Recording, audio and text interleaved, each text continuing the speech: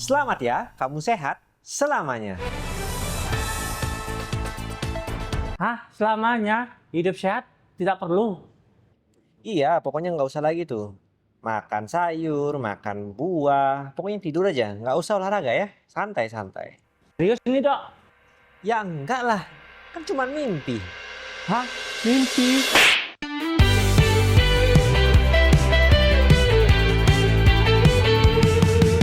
Bangun pagi, sinar mentari, langit cerah harapan menari.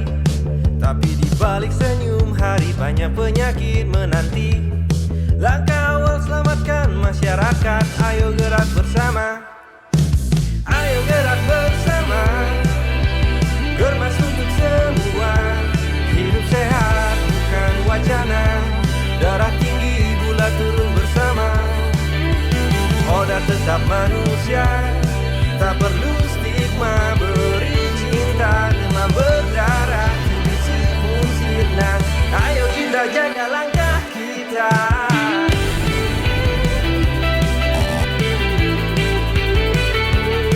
Lari pagi, makan buah, gaya hidup sehat penting. Beli bagus mau jegek, info olahraga kacer dong.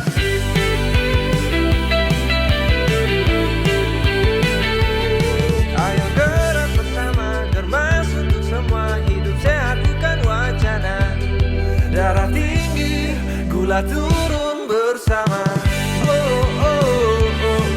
Dan tetap manusia, tak perlu stigma. Beri cinta.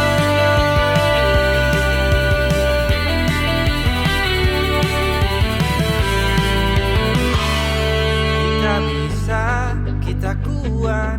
Hidup sehat itu hebat. Tak sendiri, saling jaga. Indonesia sehat selamanya. Apakah kalian mempunyai tanggung jawab yang harus dipenuhi, kewajiban yang harus dijalani, ataukah kalian seseorang yang penuh dengan kebebasan dan dapat melakukan apapun yang kalian mau, kapanpun kalian mau? Yang manapun itu, sebagai manusia, di satu titik di kehidupan kalian, mungkin kalian pernah merasa suram, murung, muram, sedih. Silakan dipilih. Yang manapun yang bagi kalian sepertinya mewakili apa yang kalian rasakan. Mungkin perasaan tersebut sudah berlangsung lama sehingga kalian terbiasa dan mulai belajar untuk hidup berdampingan dengannya. Dan saat orang terdekat kita pun menanyakan bagaimana keadaan kita, seringkali kita menjawab penuh canda dengan kalimat yang kira-kira terdengar seperti ini. Tawa yang kita lepas bersama pun menyapu bersih kalimat itu bersamaan dengan satu kemungkinan yang patut kita pertimbangkan. Kemungkinan apa itu? Kemungkinan bahwa apa yang sedang kalian rasakan adalah depresi.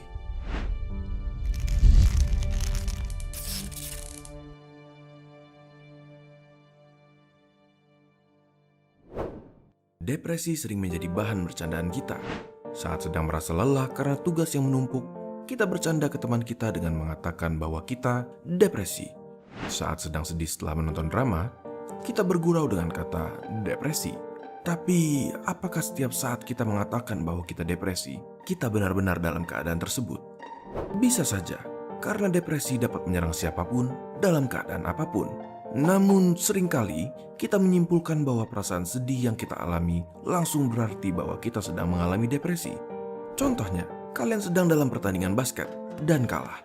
Kalian pun akan merasa sedih. Jika sedang berduka, kehilangan seseorang yang berharga, kalian akan merasa sedih.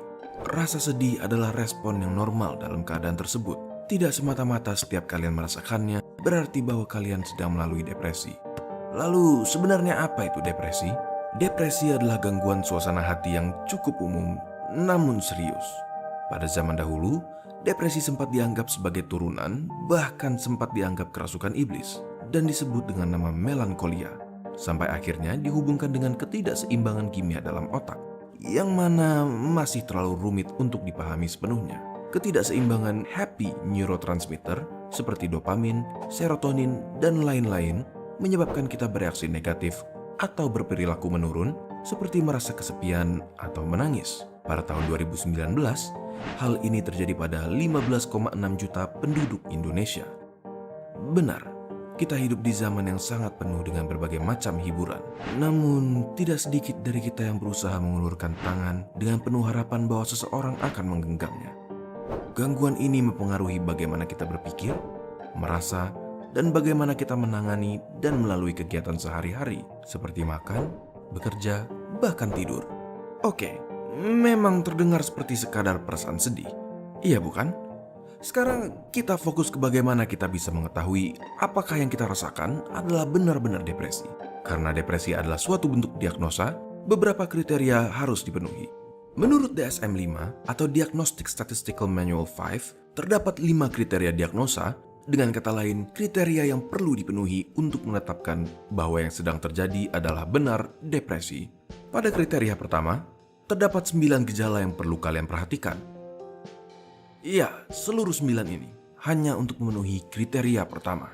Jika 5 dari 9 gejala tersebut ada secara bersamaan selama 2 minggu, dan paling tidak salah satunya adalah pertama, mengenai penurunan suasana hati seperti merasa sedih, kosong atau putus asa, atau yang kedua, yaitu kehilangan minat terhadap aktivitas-aktivitas sepanjang hari dan tidak diakibatkan kondisi medis tertentu, kalian telah memenuhi kriteria pertama dari depresi.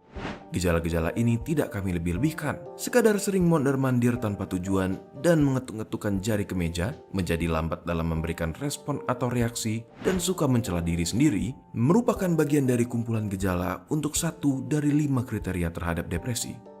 Namun, kita tidak berhenti di situ. Jika kalian memenuhi kriteria pertama, apakah gejala-gejala tersebut mengganggu fungsi sosial ataupun okupasional? Apakah menjadi lebih susah berinteraksi dengan orang di sekitar? Dan apakah kesusahan tersebut mengganggu proses pekerjaan kalian? Jika iya, kalian memenuhi kriteria kedua. Terlebih lagi, jika seluruh peristiwa tersebut tidak dipengaruhi oleh suatu zat yang kalian konsumsi atau kondisi medis tertentu, kriteria ketiga pun telah kalian penuhi juga. Sedangkan kriteria keempat adalah apabila gejala yang dialami tidak dapat dijelaskan melalui skizofrenia, delusi, maupun spektrum skizofrenia dan gangguan psikotik lainnya. Dan kriteria kelima dipenuhi apabila kalian tidak pernah mengalami manik maupun hipomanik. Salah satu pertanyaan yang sering kami dengar adalah, apakah ada obatnya? Bukan pertanyaan terbaik yang bisa kita lontarkan. Memang terdapat kecurigaan terhadap kekurangan happy neurotransmitter yang diduga menyebabkan negative symptoms atau gejala negatif yang menggambarkan seseorang bereaksi buruk atau berperilaku menurun seperti menangis, merasa kesepian, dan lain-lainnya. Beberapa obat pun diberikan dengan tujuan meningkatkan beberapa neurotransmitter tersebut. Namun semua itu masih dugaan dan belum sepenuhnya dimengerti. Lalu apa yang bisa kita benar-benar lakukan? Coba lihat ini, 15,6 juta penderita depresi. Menurut kalian, berapa yang memutuskan untuk mendapatkan pertolongan? 8%. Sebanyak 92%, jauh di atas 10 juta orang, tidak mendapatkan pertolongan atas dasar berbagai macam alasan. Tidak bisa dipungkiri, banyak yang berpikir bahwa depresi hanyalah suatu fase yang akan lewat begitu saja. Yang perlu kita mengerti adalah bahwa depresi merupakan suatu gangguan kesehatan jiwa yang bisa mengancam nyawa. Bagi kalian yang tidak menderita depresi, ulurkan tangan kalian. Kadang hal sesederhana tepukan di pundak dapat menciptakan suatu kesempatan untuk seseorang yang depresi memberikan kepercayaan dengan menceritakan apa yang sebenarnya sedang mereka lalui. Cukup berikan waktu kalian, pinjamkan telinga kalian untuk mendengarkan baik-baik, dan pilih kata-kata kalian dengan hati-hati. Sekadar membalas tanpa mempertimbangkan perasaan mereka tentu tidak akan membantu. Alih-alih, jadilah pendengar yang mendukung mereka untuk lebih terbuka. Tanyakan apa yang bisa kalian lakukan untuk mereka. Tentu saja bantuan profesional seperti psikolog ataupun psikiater merupakan suatu pilihan yang baik. Jangan takut diremehkan. Mengumpulkan niat untuk pergi mencari bantuan bukanlah suatu tanda kelemahan. Justru merupakan suatu keberanian. Bagaimana kalau kita coba sesuatu yang baru hari ini? Ajak teman kalian yang murung untuk berbicara. Hubungi mereka yang sudah lama tidak terlihat dan pastikan mereka baik-baik saja. Tunjukkan kepedulian kalian. Dan siapa yang tahu, mungkin seseorang di luar sana terbantu lebih dari yang kalian dapat pikirkan. Apakah kalian pernah dengar tentang metode diet puasa atau puasa intermittent? Banyak yang percaya bahwa metode ini merupakan metode diet yang sangat efektif dan tidak terlalu menyiksa. Tapi, apakah benar demikian?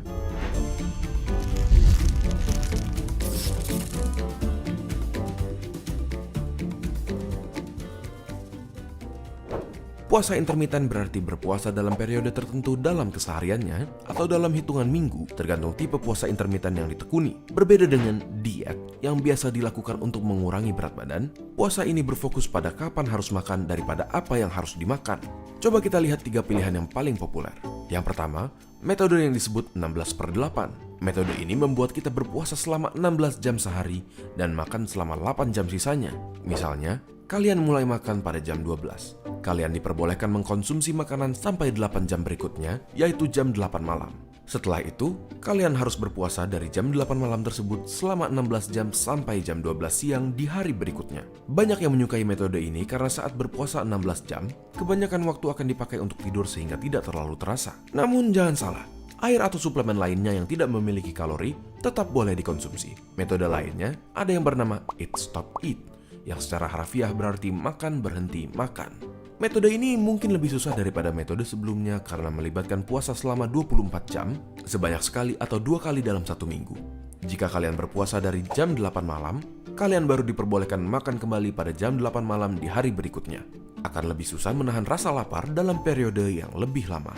Metode ketiga yang populer disebut 5/2. Metode ini memperbolehkan kita untuk makan selama 5 hari dalam 1 minggu secara normal, tetapi 2 hari sisanya dibatasi sejumlah 500 sampai dengan 600 kalori. Mungkin terdengar sederhana, tetapi metode ini melibatkan tingkat dedikasi yang lumayan tinggi karena harus mengukur jumlah kalori yang dikonsumsi di setiap makanannya. Namun tenang saja, metode ini tetap efektif. Lalu setelah kita mengetahui metode-metodenya, apa sih sebenarnya keuntungan dari puasa intermittent ini?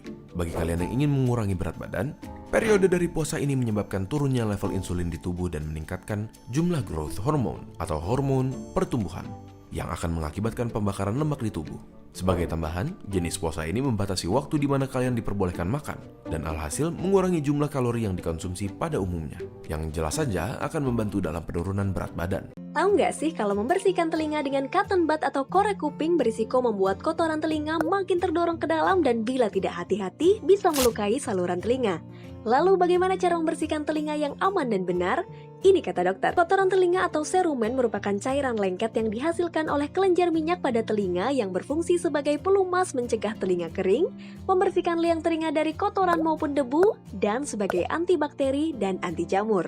Pada kondisi tertentu seperti pada usia tua, kelenjar minyak pada telinga menghasilkan serumen yang lebih keras sehingga serumen sulit untuk dikeluarkan dan menyumbat saluran telinga, mengakibatkan gejala gangguan pendengaran, nyeri telinga, gatal, hingga telinga berdenging. Mengerasnya produksi cairan telinga juga dapat disebabkan faktor diet atau makanan, stres, dan faktor keturunan. Dan ini dia beberapa kebiasaan membersihkan telinga yang salah seperti kebiasaan mengorek telinga dengan cotton bud, lidi maupun jepit rambut karena dapat melukai liang telinga hingga merobek gendang telinga. Penggunaan cotton bud dapat membantu mengeluarkan sedikit serumen tapi lebih banyak berisiko membuat serumen terdorong makin ke dalam. Perawatan telinga dengan ear candle meskipun diklaim banyak manfaat bagi kesehatan, sayangnya sampai saat ini belum ada penelitian yang membuktikan terapi ini efektif membersihkan telinga. Bahkan dapat menyebabkan serpihan abu akibat pembakaran lilin mengendap di liang telinga dan dapat menyebabkan luka bakar pada telinga. Sebenarnya serumen bisa keluar sendiri dari liang telinga ketika kita menggerakkan rahang seperti saat mengunyah, menguap, ataupun bicara. Saat serumen keluar cukup lap dengan tisu atau kain. Bagi orang dengan serumen keras dapat menggunakan obat tetes telinga untuk melunakkan serumen yang keras. Pastikan gendang telinga tidak berlubang atau tidak ada sakit telinga sebelumnya. Dapat juga meneteskan minyak zaitun untuk melunakkan serumen karena terbukti jarang menyebabkan iritasi. Teteskan minyak zaitun 2-3 tetes lalu diamkan 5 menit, ulangi 2-3 kali sehari selama 5-7 hari hingga serumen keluar dengan sendirinya. Serumen yang sudah keluar cukup dilap dengan tisu atau kain. Apabila serumen tetap terasa menyumbat dan menimbulkan gejala gangguan pendengaran, segera kunjungi dokter. Dokter akan membersihkan telinga dengan obat pelunak serumen atau menggunakan alat untuk mengait serumen kering menggunakan suction atau dengan cara irigasi. Selain itu, untuk menjaga kebersihan telinga, jaga telinga tetap kering. Bila keramas atau berenang, hindari telinga kemasukan air, lap telinga dengan tisu atau kain atau gunakan penutup telinga. dan bersihkan headset atau earplug secara rutin. Ini kata dokter tentang cara membersihkan telinga.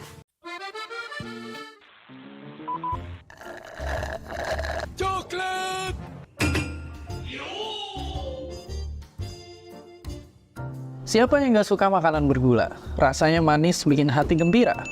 Mungkin kita udah sering dengar soal penyakit yang mengintai, mulai dari tubuh yang makin melar sampai diabetes. Tapi emang seberapa bahaya gula sebenarnya? Apakah lebih bahaya daripada rokok?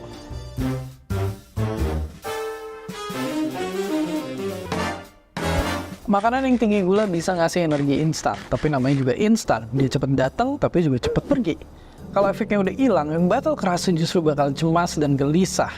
Kalau terus-terusan kebanyakan, dalam jangka panjang kita mungkin harus siapin uang buat berobat karena semua penyakit ini mengintai. Belum lagi ternyata kebanyakan gula juga bisa berpotensi merusak mata, kemampuan berpikir, bahkan bisa jadi berhubungan sama depresi. Oke, kalau emang bahaya, kenapa kita susah lepas dari gula? Soalnya, si gula-gula emang bisa ngegoda hadirnya hormon-hormon bahagia. Semakin lama, otak makin cinta, susah bilang enggak, dan lama-lama nggak sadar kalau kita sebenarnya bisa aja hidup tanpa kebanyakan makan yang manis. Ya, itu kata kuncinya, kebanyakan. Tubuh kita emang butuh gula sebagai sumber energi dan kita berevolusi buat suka yang manis-manis karena dulu makanan itu langka. Makanya meskipun sama-sama bikin penyakit yang ngeri-ngeri, gula dan rokok nggak bisa disamain. Soalnya tubuh manusia sama sekali nggak butuh zat adiktif di rokok. Tapi selain itu, sebenarnya ada alasan lain kenapa kita susah lepas dari gula. Iya, makanan dan minuman yang bergula tinggi itu bisa ditemuin dengan gampang. Harganya juga murah, dan belum ada peraturan yang ngatur soal batas kandungan gula dalam berbagai makanan dan minuman yang dijual ini. Di sisi lain, diabetes makin banyak ditemuin di anak-anak Indonesia. Dalam belasan tahun terakhir, penderitanya udah meningkat 70 kali lipat. Gila banget. Oke, tapi sekarang terus pertanyaannya, harus kayak gimana? Ayo kita intip cara negara-negara lain. Banyak negara yang udah sadar akan pentingnya ngatur peredaran makanan bergula biar warganya tetap sehat. Misal kayak di negara tetangga kita ini yang bikin ranking makanan manis, termasuk yang dijual di restoran. Kita jadi nggak perlu repot-repot baca kandungan di belakang kemasan siwar karena tulisannya nggak kelihatan. Mereka juga ngelarang iklan minuman yang kandungan gulanya tinggi banget. Ya, bikin jadi nggak ngiler lagi pas nonton TV.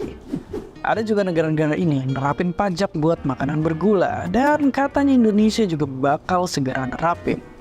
Ya, berbagai kebijakan, harapan itu emang ada. Negara ini berhasil nurunin angka penyakit akibat gula dengan cara ngasih label peringatan, pembatasan iklan, dan ngelarang penjualan makanan dan minuman manis kemasan di lingkungan sekolah. Sekarang kita bisa mulai perhatiin gula di dalam apapun yang kita makan. Dokter bilang kalau orang dewasa dianjurin konsumsi gula maksimal 4 sendok makan aja dalam sehari. Jangan sampai rasanya yang memabukkan bikin kita nggak bisa lagi nikmatin manisnya kehidupan.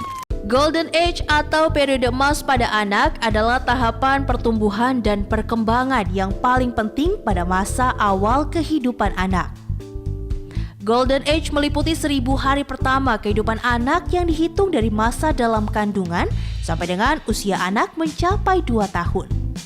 Masa Golden Age pada anak sangat penting dan perlu diperhatikan khususnya oleh para orang tua. Pada masa Golden Age, otak bertumbuh secara maksimal, begitu pula pertumbuhan fisik. Selain itu, masa tersebut juga terjadi perkembangan kepribadian anak dan pembentukan pola perilaku, sikap, dan ekspresi emosi. Jika berbagai kebutuhan anak diabaikan pada masa Golden Age, anak dikhawatirkan mengalami tumbuh kembang yang kurang optimal, atau parahnya bisa terjadi stunting pada anak. Menurut Badan Kesehatan Dunia atau WHO, stunting disebabkan oleh kekurangan nutrisi pada bayi dalam waktu lama, kurangnya ASI, infeksi berulang, atau penyakit kronis yang menyebabkan masalah penyerapan nutrisi dari makanan. Hal ini dapat terjadi sejak bayi di dalam kandungan, di mana ibu hamil mungkin memiliki masalah kesehatan atau tidak memenuhi nutrisi janin selama kehamilan.